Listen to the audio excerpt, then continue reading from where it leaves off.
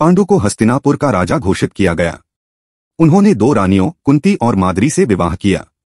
एक दिन पांडु शिकार पर गए और गलती से एक ऋषि और उनकी पत्नी को हिरण समझकर मार दिया। मरते समय ऋषि ने पांडु को श्राप दिया कि यदि वे अपनी पत्नियों के साथ संबंध बनाने का प्रयास करेंगे तो उनकी मृत्यु हो जाएगी। इस श्राप से व्यथित होकर पांडु ने राजसिंहासन त्याग दिया और वन में जाकर तपस्या करने लगे। धृतराष्ट्र ने गांधार राजकुमारी गांधारी से विवाह किया।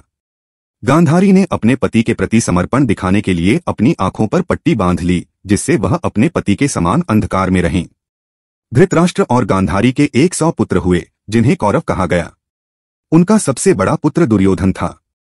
पांडु की पत्नी कुंती को एक वरदान प्राप्त था, जिसके माध्यम से वह किसी भी देवता का आह्वान कर सकती थीं और उनसे संतान प्राप्त कर सकती थीं। कुंती ने इस वरदान का उपयोग कर धर्मराज, युधिष्ठिर, वायुदेव, भीम और इंद्रदेव अर्जुन से 3 पुत्रों को जन्म दिया। माद्री ने अश्विनी कुमारों का आह्वान किया और नकुल और सहदेव को जन्म दिया। ये 5 भाई पांडव कहलाए। एक दिन अपनी तपस्या के दौरान पांडु ने श्राप को भूलकर माद्री के साथ संबंध बनाने का प्रयास किया। श्राप के कारण उनकी मृत्यु हो गई। माद्री ने भी स्वयं को अग्नि में समर्पित कर दिया। कुंती ने 5 पांडवों को लेकर हस्तिनापुर लौटने का निर्णय लिया। हस्तिनापुर में लौटने के बाद कौरवों और पांडवों को साथ पाला गया। दुर्योधन, जो स्वभाव से अहंकारी और ईर्ष्यालु था, पांडवों से शत्रुता रखने लगा। वह विशेष रूप से भीम से नफरत करता था और उसे मारने के कई प्रयास किए।